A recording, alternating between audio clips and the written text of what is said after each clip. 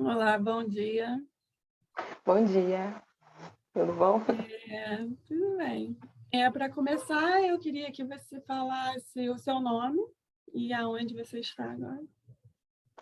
Eu sou Lívia Relias e eu estou falando do Rio de Janeiro. Rio de Janeiro.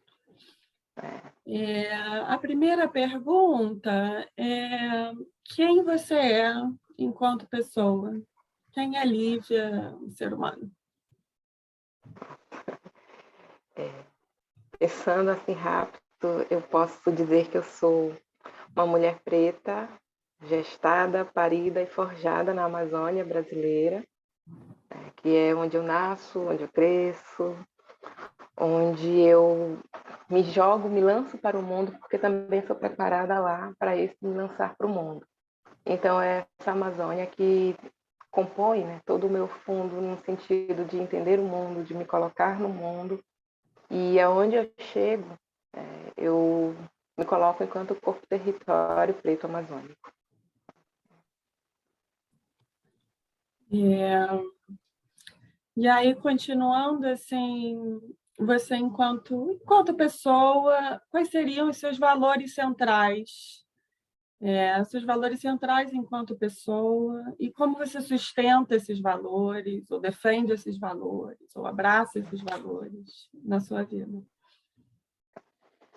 Acho que um valor muito fundamental que é aprendido vivenciando, né, lá na Amazônia é a questão da coletividade, né, da responsabilidade em viver em coletivo. Não é nem em sociedade, sociedade é muito mais ampla, mas em coletivo, que nesses encontros e nos grupos um pouco menores, que acabam gerando também afeto, que cria territorialidades de segurança, de tranquilidade afetivas, em que a responsabilidade ela é compartilhada, a alegria ela é compartilhada, a festa ela é compartilhada, o jeito de aprender e ensinar também são muito compartilhados. E esse compartilhamento ele é feito entre pessoas, né, chamadas pessoas, seres humanos, considerando inclusive o lugar onde a gente está. Natureza, rio, mata, rocha, animais, vento, e tudo isso faz parte desse coletivo, de alguma forma presentes onde quer que a gente esteja, e da maneira como eles estão presentes, dependendo do lugar, né, dependendo do lugar onde se está, eles fazem com que a gente também com que eu me coloque de um jeito que envolve mais luta, menos luta, mais tranquilidade, menos tranquilidade. Eu sinto muita diferença, eu estou no Rio de Janeiro há 8 meses, e eu sinto muita diferença nessa forma de viver esse coletivo, entre aquilo que existia e como era possível, lá nessa Amazônia urbana, nessa Amazônia rural, nos trânsitos todos que eu tinha, nos encontros e reencontros com muitas pessoas, e na maneira como eu vivencio essa coletividade, essa responsabilidade aqui no Rio. Aqui eu sinto que é necessário ainda aprender a pisar nesse chão, já que eu estou há pouco tempo, estou aprendendo ainda a chegar. Então essa aprendizagem ela ainda está acontecendo e tem sido um desafio para viver esse coletivo com responsabilidade, com sensibilidade, com afetividade. Mas aí é o tempo inteiro se lançar, né? Eu não abro mão disso, de me possibilitar e lançar ao mundo. Se lançar no novo coletivo. É isso. É, e aí a gente gostaria de saber assim, se você tem uma situação, um evento, ou um conjunto de eventos que tenha moldado a sua vida, que tenha tido um impacto maior, e como esse impacto se deu, como esse impacto se deu na sua vida. Talvez seja muito mais a maneira como eu disse, né? Sou gestada, né, parida e forjada na Amazônia, e isso tem uma força muito grande na maneira como me coloco no mundo, porque quando eu falo de coletividade, dessa responsabilidade coletiva, eu estou falando de algumas vivências que são extremamente voltadas para populações tradicionais dessa Amazônia. E essas populações tradicionais são quilombolas, né, que é minha família de origem, família materna e paterna, Eu nasci, me criei na cidade, né, em Macapá, mas aquela força das formas de como as relações elas se estabelecem, se mantêm, aquilo que vem do quilombo continua muito presente. E durante toda a minha infância e adolescência eu vivi muito essas experiências na casa dos meus avós maternos, lá no quilombo. Então, de entender, né, que a nossa vida ela não faz o menor sentido se a gente desconsidera uma árvore, vento, o rio, os animais. Então, essa vivência desse coletivo, dessa coletividade, né, com responsabilidade, tem muito a ver com essa experiência que vem de casa e que depois se fortalece na minha própria experiência enquanto profissional da psicologia. Com 19 anos eu vou para Belém para estudar, né, cursar psicologia na Federal do Pará. É uma universidade que fica à beira do Rio Guamá. Na nossa prática curricular, né, nas nossas teorizações, aquelas populações tradicionais não vinham, não apareciam, e ao mesmo tempo, quando eu olhava do janelão do Bloco C, lá na UFPA, a gente olhava, enxergava o rio, e do outro lado do rio tinha a Ilha do Combu, tem, na verdade, né? A Ilha do Combu, com a sua população ribeirinha, fazendo, né, o trajeto entre a ilha e Belém para trazer os produtos todos. E me chamava muito a atenção, porque eu vinha de uma realidade semelhante àquela, de família. Mas não aparecia na psicologia, já veio aparecer no meu mestrado, quando eu fiz a pesquisa numa comunidade ribeirinha afastada, foi sobre paternidade em contexto ribeirinho, e aí a gente ficava 10, 15 dias lá, eu ficava muito à vontade. Eu não sabia explicar tecnicamente, teoricamente, o porquê. Só vou começar a entender isso muito depois. Quando eu termino o mestrado em 2009, eu vou trabalhar em municípios do interior do Pará, política de assistência social.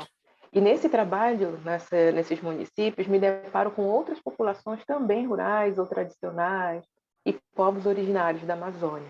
Então, trabalho na política de assistência a populações ribeirinhas, indígenas, quilombolas, pescadoras, praieiras, de assentamento rural.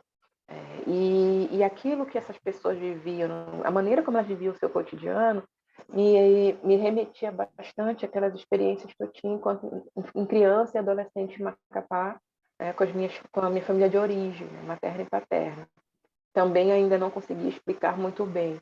Quando eu entro na especialização em Gestalt terapia a partir de 2015 e começo a aprofundar nas epistemologias, nas filosofias da Gestalt terapia, eu começo a fazer esses links, porque também é o período em que eu começo a dar aula de Gestalt terapia, supervisionar estágios, é o período em que eu começo a estudar mais aprofundadamente sobre relações raciais, e aí as coisas começam a fazer muito sentido, não apenas na minha vida pessoal, mas também na minha vida profissional. E as coisas começam a dialogar. Eu trabalho, assim, a minha experiência mais intensa de sala de aula foi no município de Santarém, e lá eu consegui circular com mais facilidade como profissional da psicologia, como professora também, né, junto aos movimentos sociais, os movimentos das populações tradicionais e rurais, e aquilo era muito familiar, pessoalmente falando. Então, se eu posso indicar alguma experiência, eu digo que é essa experiência com essas populações que tem uma forma de olhar para o mundo que é muito peculiar, que é muito própria, que sabem falar de si, mas que ainda eu tenho uma dificuldade de trazer isso de maneira mais intensa para dentro da própria psicologia e da mesma Gestalt terapia. Por isso que eu venho me debruçando e tentando escrever sobre, pensar sobre. Hoje eu estou como professora substituta na UFRJ, na psicologia, faço algumas reflexões na graduação também, na pós-graduação, trazendo essas experiências e como isso soa como muito diferente, né, para as pessoas, porque realmente é um tipo de discurso, de vivência que dificilmente aparece. E é muito legal fazer essa conversa. Vou te Porque perguntar as de pessoas novo, têm... mais lá para frente, dessa parte mais profissional. O que acontece Entendi. sempre que quem trabalha com Gestalt, o pessoal e o profissional se misturam muito, né? Que é um dos grandes prazeres desse trabalho. Mas eu tenho mais uma pergunta um pouco mais pessoal. é de uma outra pessoa que tenha tido um impacto maior na sua vida. E como? Ou pessoas, não precisa ser só uma, mas uma pessoa que tenha tido esse impacto marcante. Assim. Quando tu faz essa pergunta, me vem imediatamente o meu avô materno. Bom, ele tinha um jeito de cuidar de todo mundo, literalmente. Eram 13 filhos e filhas, sabe-se lá quantos netos e netas. E ele tinha um jeito que ele conseguia dar atenção, conseguia enxergar todo mundo, e ele sabia lidar com todo mundo. Na dureza, quando fosse duro, quando precisasse ser duro, mas também de um jeito muito acolhedor e muito afetivo, quando fosse necessário também. Então, ele tem um impacto muito forte na minha vida até hoje. O avô. Os avós têm aparecido muito também, né? Os avós têm aparecido muito nessas entrevistas. E aí é uma pergunta sobre gênero, sobre como você vivencia o seu gênero, como você experimenta o seu gênero, o que isso significa para você, como é que é essa vivência. Quando eu estou entre pessoas pretas, assim, que têm consciência política, inclusive, né, da sua identidade racial, é muito tranquilo, porque gênero não precisa vir fortemente demarcado enquanto algo que é figura, quanto algo que é prioritário. E aí eu estou falando também dessas experiências, né, de coletividade em lugares mais rurais. E porque, assim, a gente tem um jeito de estar no mundo que envolve com mais importância qual é a nossa responsabilidade, qual é o nosso lugar, qual é a nossa função naquele coletivo. Essa questão de vivência de gênero, ela só aparece com muito mais força quando eu saio dessa experiência de vivência nesses coletivos mais tradicionais, quando eu venho para algo que é mais demarcadamente urbano e que traz essas discussões mais intensas, né, a partir desse lugar também. Então, eu quase não me manifesto de maneira mais intensa a partir do lugar de gênero, mas eu me manifesto mais intensamente a partir do lugar de raça, que ainda é o que faz mais sentido para mim. Já que você fez esse contraponto, se você quiser, se você puder falar na forma como a sua vivência de raça se torna mais marcante para você. Eu começo a me dar conta, né, dessa demarcação racial a partir do momento em que eu começo também a participar do grupo de trabalho de psicologia e relações raciais no CRP10, isso foi lá em 2012, mais ou menos. Antes disso, eu nem me reconhecia enquanto uma pessoa negra, eu nem sabia fazer discussão de raça nenhuma. Então, é uma discussão que, por exemplo, não atravessa o meu mestrado, apesar de ser muito importante eu enxergar isso depois. E quando eu começo a fazer essa discussão, eu já entro de cabeça, e para mim esse lugar ele vem demarcado de um jeito muito interessante, muito afetivo, muito acolhedor, porque o meu autorreconhecimento enquanto mulher negra vem a partir de colegas da psicologia, que também são pessoas negras, vem a partir do movimento social negro na cidade de Castanhal, no Pará, que era onde eu morava na época, e mesmo sem saber discutir, falar a respeito, eu já entro diretamente discutindo, fazendo palestra, porque eles esperavam que houvesse um posicionamento da psicologia de maneira mais forte naquilo que era a atividade do movimento negro de Castanhal. E além de fazer falas em faculdades particulares, também eu participava de algumas oficinas com o próprio movimento. Por exemplo, em Castanhal, fica próxima de uma cidade praiana de Belém, do Pará, chamada Salinas. Então, a gente fazia eventos de construção de bonecas da Baiomí na praia. Aí eu participei disso. O movimento negro, a ASCONC, que é a Associação de Consciência Negra Quilombo, de lá de Castanhal, existe o grupo, né, até hoje, também fazia muitas oficinas de trança. Era a época em que eu comecei a deixar de alisar o cabelo. Ele estava começando a crescer no seu natural, eu não sabia como era o meu cabelo natural até ali. Mas nas oficinas de trança, A pessoa que trançava, ela sempre me convidava, porque era preciso ensinar para as outras pessoas. Ele sempre me dizia assim: estou precisando de uma modelo para trançar o cabelo no final de semana tal, no lugar tal, para ensinar as pessoas. Topa? Eu digo, eu topo. Ele me dizia sempre o tempo inteiro: tua cabeça é muito boa para trançar. E fazia tranças maravilhosas, coloridas.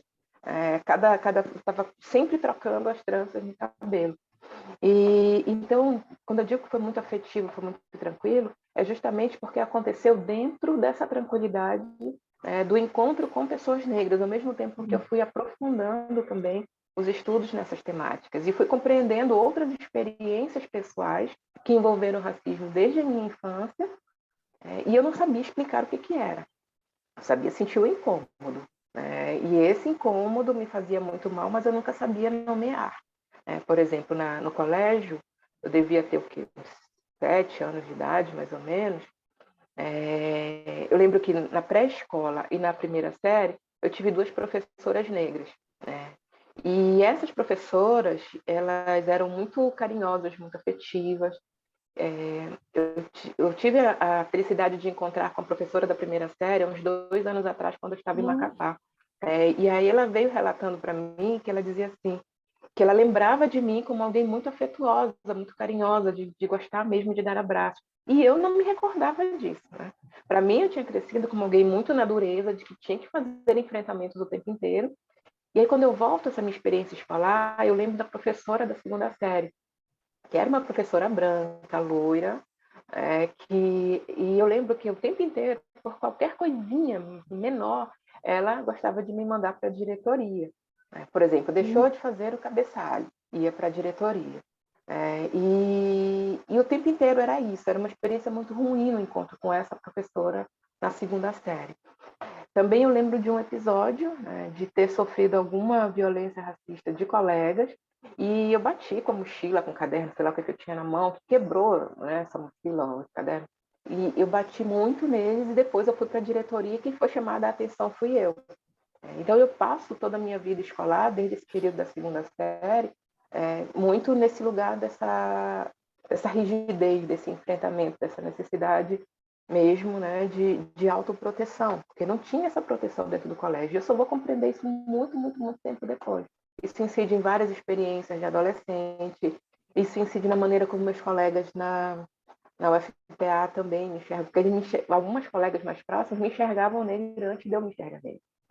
Mas elas não me diziam isso. Depois é que a gente teve a oportunidade de conversar. Então tem todo um atravessamento aí histórico, história de vida, que também envolve, né, essa impossibilidade de falar a respeito, que também é proibido olhar para isso. A raça vem muito forte. A partir do momento em que eu começo a fazer essas pesquisas, que eu adentro mesmo nessas discussões, fica muito difícil, na verdade impossível, porque eu não abro mão mais de olhar para o mundo a partir dessa racialização.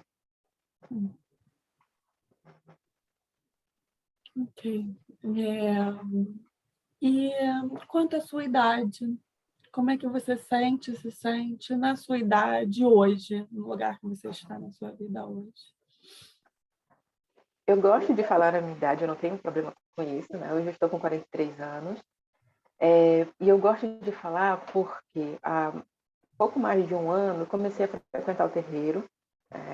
Sou consultora EQED confirmada, quer dizer, eu não sou rodante, né? Então, todas aquelas pessoas, entre as pessoas, EQEDs e zogantes, que são aquelas pessoas que não incorporam e que estão sempre ali para cuidar, né, do terreiro e das questões que estão postas ali. E EQEDs e yogãs, a gente não se inicia, a gente se confirma automaticamente mães e pais dentro do terreiro. Então, a gente já tem uma responsabilidade logo de início, logo de cara. Eu vivo hoje essa questão da idade de maneira tranquila, porque o terreiro também me ajuda a me olhar, né, a partir desse lugar como uma pessoa mais velha, e aí tem a questão da responsabilidade e também tem a questão do reconhecimento desse lugar de ser uma pessoa mais velha e que já nasce como uma pessoa mais velha dentro dessa experiência, que é uma outra experiência coletiva. E tem uma outra questão que também é política, né, quando eu falo a minha idade, que tem a ver com as questões de etnocídio, né, da população preta. Quando a gente chega, quanto mais se aproxima dos 40, dos 50 anos, a população preta começa a ser, quantitativamente falando, a minoria dentro, né, da população brasileira em geral. Né? Então, falar a minha idade, dizer onde eu estou, que eu não estou e nunca passei por uma situação intensa de vulnerabilidade econômica ou mesmo social, por exemplo, de vida em favela, de vida em periferia, isso não faz parte da minha experiência de vida. Tá? Então, quando eu falo dessa idade, dessa trajetória a partir desse lugar, eu falo também de uma especificidade com que nós, população preta brasileira, nós não somos olhados. Porque parece que existe uma coisa muito estanque. População rural, de origem rural, só vive na ruralidade, apesar, né, de todas as questões territoriais, de luta e de luta pela demarcação de territórios, por exemplo, ou então está sempre em situação de vulnerabilidades sociais, econômicas, financeiras relacionadas a uma precarização da vida, né, que faz parte do projeto de nação brasileira. Então, eu vejo hoje esse meu lugar de maneira muito tranquila, e, assim, não está completamente confortável, mas consigo, né, pelo menos, transitar em lugares, em espaços, e de uma forma que eu sinta alguma segurança.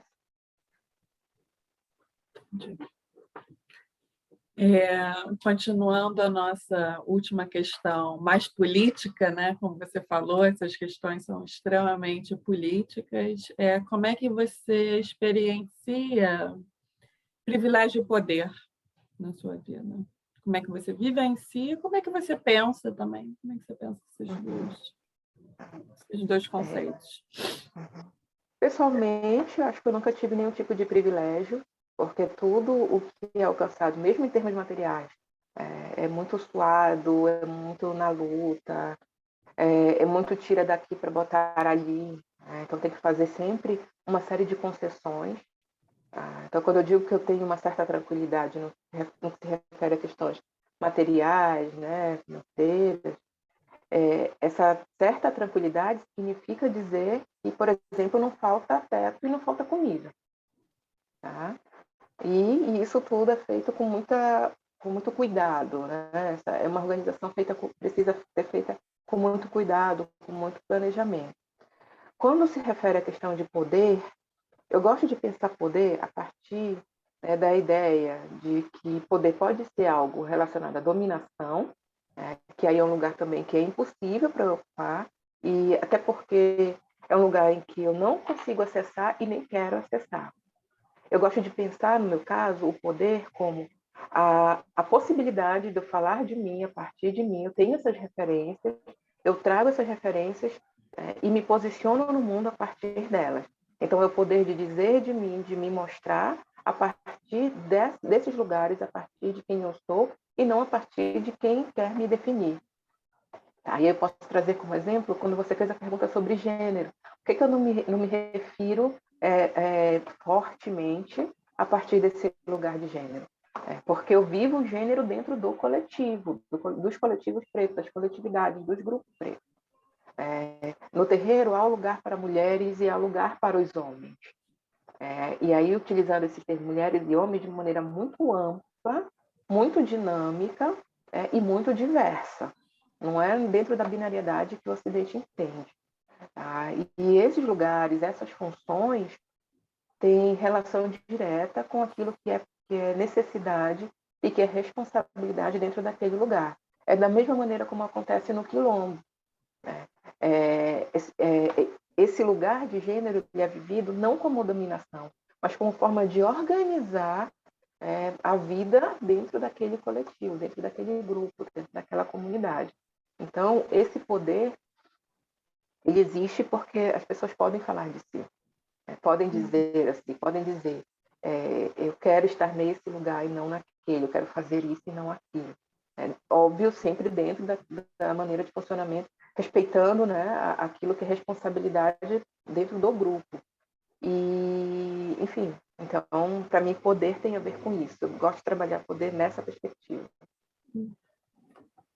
Eu no mundo, ao invés de eu sobre os outros, né? Ocupando Isso, espaço. exato. O coletivo, ele tem essa ideia da horizontalidade. E não é só uma ideia só de falar, é de vivência. Antes de denominar, antes de conceituar ou caracterizar, se vive essa horizontalidade. E aí a gente chega, né, Humanos da Gestalt, na parte da Gestalt terapia. E aí a primeira pergunta é como ela apareceu. Como é que apareceu a Gestalt terapia na sua vida? Como é que foi esse primeiro encontro? O primeiro encontro foi muito ruim. Foi na graduação, foi a primeira disciplina. Ela foi ministrada por uma professora substituta, né? E aí parecia um negócio meio religioso. E Às eu vezes estava... parece, né? Às vezes a gente escuta isso, infeliz. A maneira como foi apresentada foi muito ruim. Então eu dizia, isso não é psicologia, não é para mim. Só que eu seguia dentro da graduação, eu passei muito tempo como bolsista de iniciação científica na análise do comportamento. Eu gostava bastante, né? Eu sabia falar facilmente da análise do comportamento, mas para mim faltava alguma coisinha que eu não sabia dizer o que era. Tinha muita expectativa na Gestalt e na Centrada, esperando as duas disciplinas, né? A Centrada, né, eu descartei logo de cara, né, que eu achei que para mim também não funcionava muito bem, mas eu fiquei com aquele comichão sobre a Gestalt terapia. E aí teve uma segunda disciplina, que era optativa, que a gente tinha que escolher duas entre as quatro que eram ofertadas sobre as abordagens, né? Eu fiz três delas, né? Só não fiz a psicanálise. Eu fiz a análise do comportamento, porque se não desse certo, né, eu ia para ela no estágio de clínica. Resolvi fazer de novo essa entrada e fiz a Gestalt porque ela era oferecida por outra professora, que é a Delma Pimentel, lá da UFPA. Quando eu fiz essa segunda, eu disse, agora faz sentido. E aí, quando eu fui para o estágio de clínica, eu fui para o estágio com a Delma e foi, assim, casou, sabe? Então, deu certo. Então, foi um encontro, né, onde tudo funcionou. E Sim. aí, o que te seduziu? O que te captou na Gestalt terapia? Por que você resolveu seguir esse caminho? Qual foi a atração?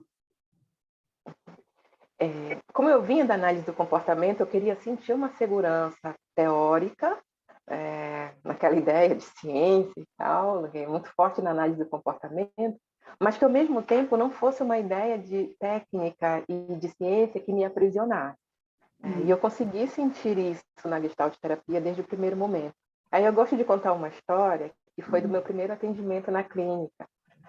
Quando eu morava em Belém, lá, aquela coisa dos 24, 25 anos de idade, eu participava de um grupo cultural chamado Arraial do Pavulagem. O Pavulagem é um grupo cultural que fazia os arrastões juninos, arrastões culturais nas ruas de Belém. E aí eu fazia parte do Batalhão da Estrela, o Boi da Estrela, o Boi Pavulagem, chamado de Boi da Estrela, né? Eu fazia parte do batalhão tocando. A gente era em torno de 300 pessoas tocando nas ruas e fazendo aqueles arrastões. No mês que antecedia o arrastão, no mês de maio, a gente fazia as oficinas à noite, no domingo, né? E depois tinha um pequeno show lá da banda. E como eu sabia todas as músicas e sabia todas as coreografias, eu era aquela da linha de frente de dançar, né? E como a gente diz em Belém, eu saía breada, descalça, descabelada, me divertia, pra valer. E aí, na segunda-feira, universidade. O meu primeiro atendimento foi numa segunda de manhã de uma criança. Um menino, devia ter, sei lá, 8, 9 anos de idade na época. No domingo eu fui, né, para o ensaio, para lá, depois teve o show, me diverti, breada e tal, suada pra caramba, de mini saia, blusinha, tudo aquilo que, da maneira como se vive na juventude. E aí, na segunda-feira, 9 horas da manhã, estava eu, toda de psicóloga, na clínica para atender a criança. Antes de atender a criança, eu chamo a tia, que era responsável por ele, né? E no caminho da recepção da clínica escola lá da UFPA para o consultório, ela diz assim para mim: eu te vi ontem lá na roda de boi de Pavulagem. Aí o coração para de funcionar. segundo, respira fundo e vai. Aí eu fui, eu atendi, e quando chegou na supervisão, a Débora perguntou alguma coisa do tipo assim, e depois que isso tudo aconteceu, como é que foi? Eu disse, tinha que ir, foi. Aí ela disse, então é isso, seja você. E daí, sigo, na verdade, né? Até hoje. Então, é essa impossibilidade de desvincular, né, quem a gente é, o que a gente vive, a nossa vida mesmo, pessoal, ela não atrapalha, né, aquilo que a gente pode ser e que a gente é, de fato, né, na nossa vida, sim, né, na nossa vida cotidiana. E quando eu dei aula em Santarém, passei 3 anos dando aula numa faculdade particular lá, o tempo inteiro eu ouvia relatos, né, da coordenação, de outros colegas, olha, a gente precisa aprender a estar em certos lugares, não pode andar não sei como. Tinha algumas regrinhas para a gente manter uma espécie de padrão, né, do que é a psicologia, de quem são os profissionais. E em Santarém eu tive a oportunidade de participar de um grupo de carimbó. Eu tocava num grupo de carimbó à noite. E nessas tocadas de finais de semana, às vezes vinham alunos da psicologia. Eu já encontrei pessoas que eu atendia no consultório, encontrei também, né? Enquanto eu estava no palco tocando, as pessoas estavam lá se divertindo.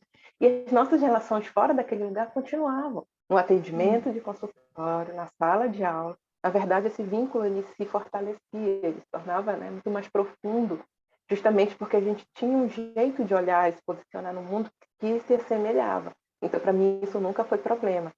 E a Gestalt terapia ela me permite essa liberdade, sabendo que eu tenho essa responsabilidade onde quer que eu esteja, como é que eu vou me colocando também nesse mundo. As coisas elas não são desatreladas.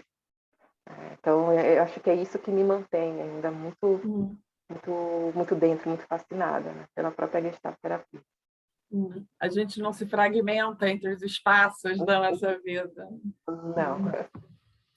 E aí é uma pergunta do seu trabalho, que você estava trazendo lá atrás, né, como professora universitária, você já falou um pouco da clínica, como é que a Gestalt terapia existe na prática na sua vida, como é que você trabalha com ela, como é que você aplica ela?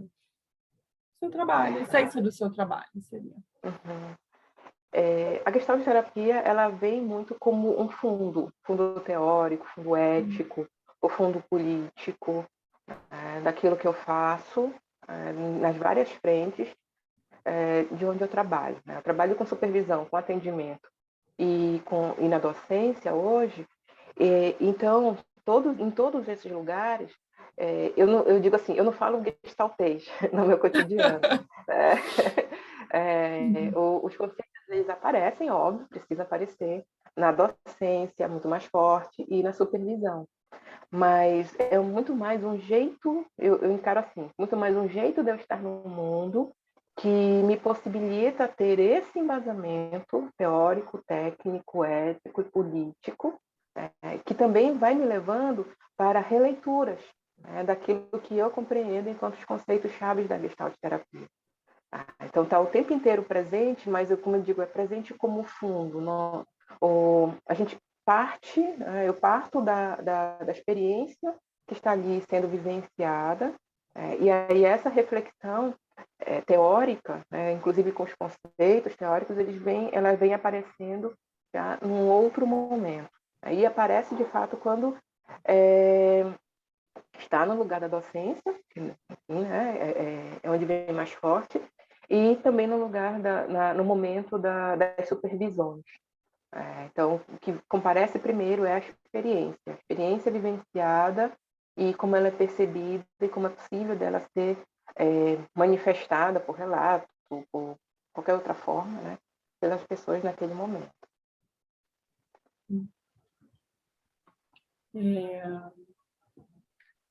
E aí, a Gestalt, pessoa, né? Como é que a Gestalt afetou você enquanto pessoa? Como é que teve esse impacto? Ela me dá muito mais segurança, né? Ela me dá muito mais segurança.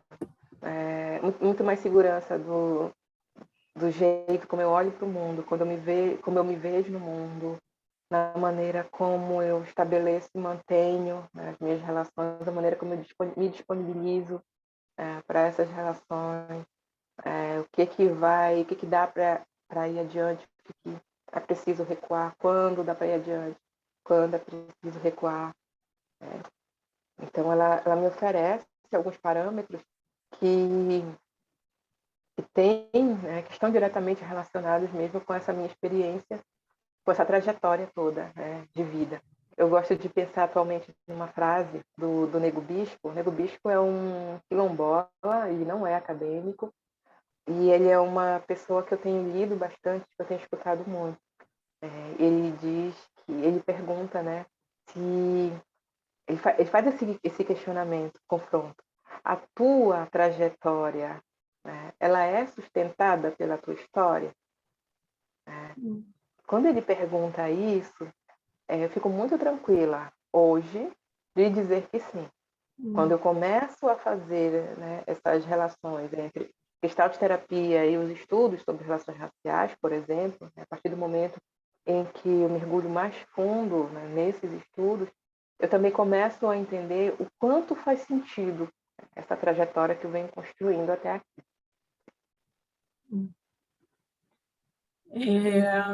E aí uma pergunta quanto à comunidade Gestalt, né? Se você se sente pertencendo a algum tipo de comunidade de Gestalt terapia, de Gestalt mais em geral.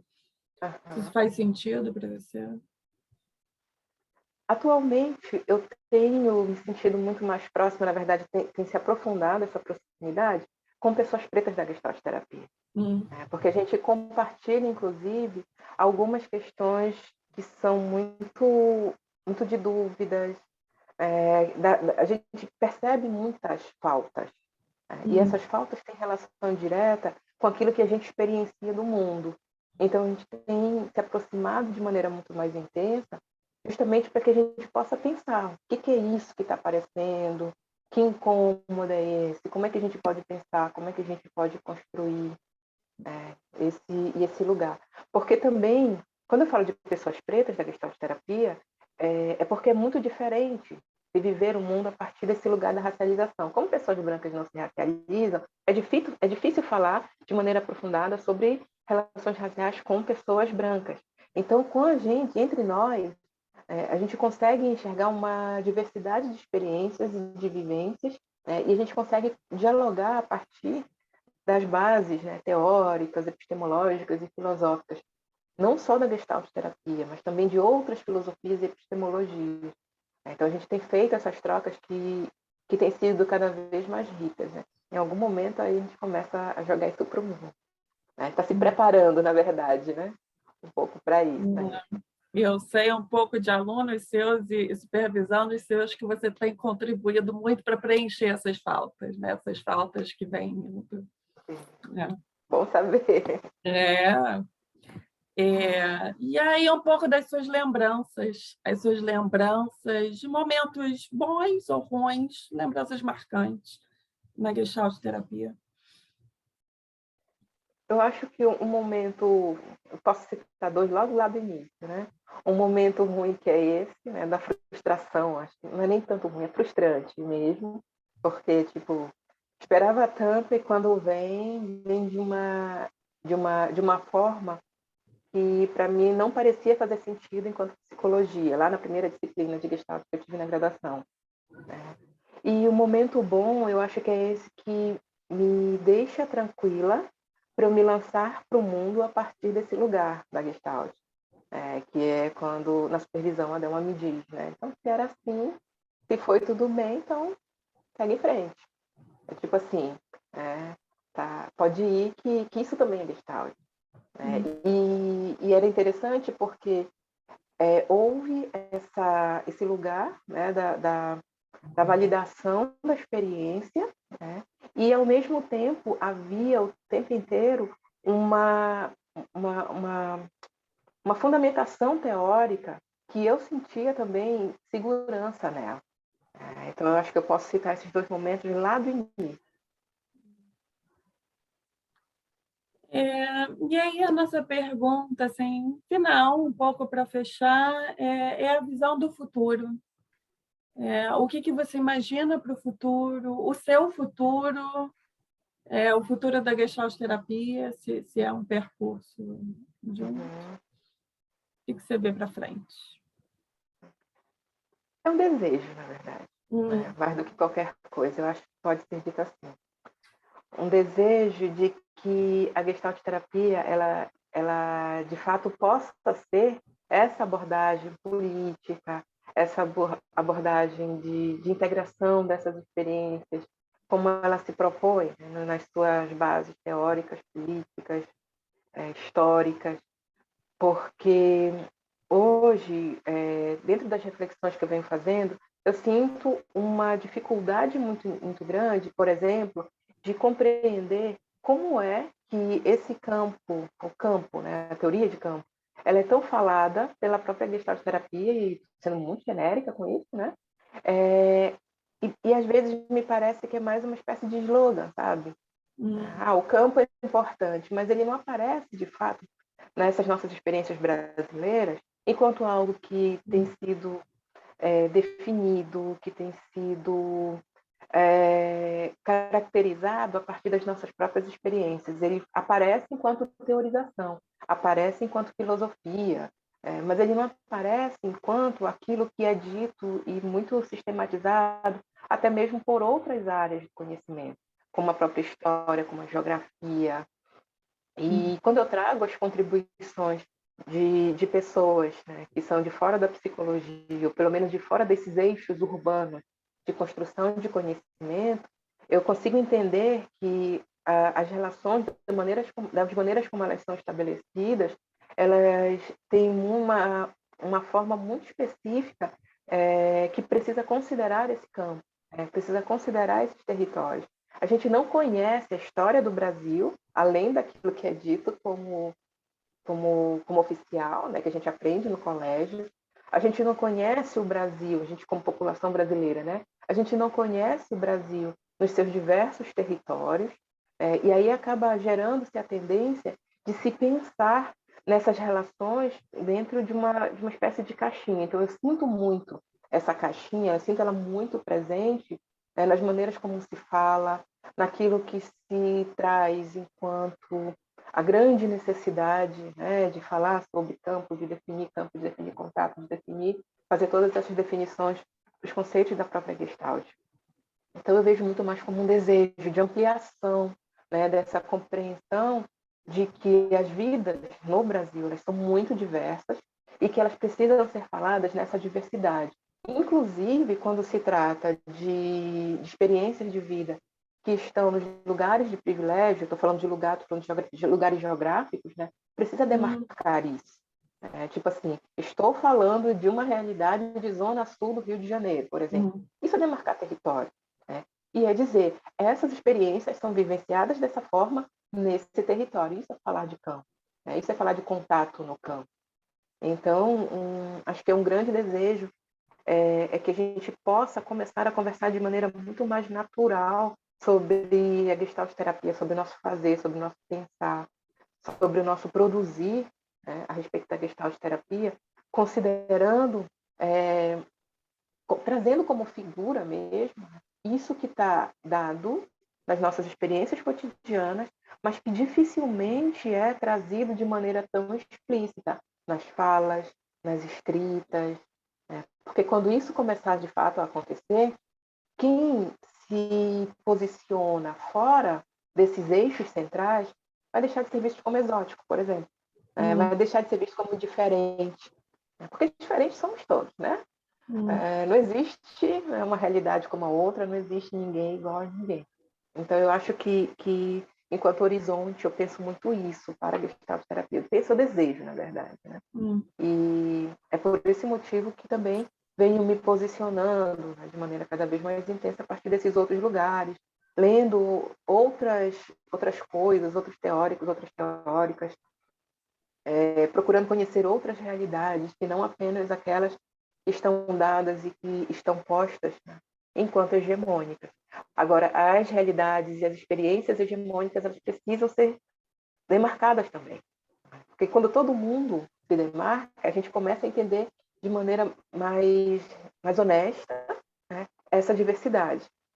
Eu digo assim, Não adianta a gente dizer que é diverso se a gente não se coloca dentro dessa diversidade, se a gente não se nomeia, se a gente não se caracteriza. Porque ao não se caracterizar, ao não se nomear, acaba se assumindo esse lugar de pretensa universalização de existência. Então, meu desejo é isso. Eu acho que pode ser resumido dessa forma, né? Jogar mesmo por terra essa pretensão de universalidade no jeito de olhar para o mundo, de se definir no mundo, de construir relações no mundo. Pensar o concreto do campo brasileiro, né? Na sua Exato. complexidade, na materialidade mesmo. Muito bom. E aí, assim, só por fim, se ficou alguma coisa a mais que você gostaria de acrescentar, alguma coisa que eu não perguntei, alguma coisa que você gostaria de contribuir, final? Eu acho que tem a ver com esses encontros, especificamente no lugar das formações. Eu tenho sentido, né, esses encontros de maneira... Eu tenho sentido com muita felicidade, né? Eu tenho vivenciado todos eles com muita felicidade, porque quando eu falo desse meu desejo para o futuro da Gestalt terapia, e aí eu me coloco nessas realidades com estudantes, seja da graduação, seja da pós-graduação, seja pós-formação, eu vejo esses olhares, esses olhinhos brilhando, eu vejo esse grande interesse, e também é ali que eu consigo perceber que aquilo que eu estou fazendo faz muito sentido, que é algo que precisa continuar a ser dito, continuar a ser mostrado, e isso não se refere a mim, isso se refere a nós enquanto coletivos que formam uma sociedade, independente também do lugar onde a gente esteja nesse país. Esse período da pandemia, como uma forma de tentar se colocar de um jeito mais, minimamente, eu acho, né, saudável no mundo, faz com que a gente comece a se encontrar a partir das telas. E a gente transforma isso que é vivenciado enquanto uma grande dificuldade, a gente transforma isso num jeito de dizer, ó, estamos juntos, estamos juntas. E ao estarmos juntos, a gente também começa a construir outros jeitos de se relacionar, de olhar para os nossos fazeres, para os nossos interesses, para os nossos desejos, para as nossas questões, para as nossas necessidades de confrontação, né, na própria psicologia, na própria Gestalt terapia. Então, eu gosto muito dessa experiência da docência, porque justamente ela me coloca diante de pessoas que eu vejo que tem algumas inquietações semelhantes às minhas, né? Outras que são diferentes, e quando a gente se encontra, a gente constrói esse novo. Então, tenho gostado bastante dessas experiências na docência, independente da maneira como essa docência comparece. Ok. Queria agradecer muitíssimo o seu tempo de estar aqui. Queria saber se eu posso parar, podemos ficar por aqui? Pode.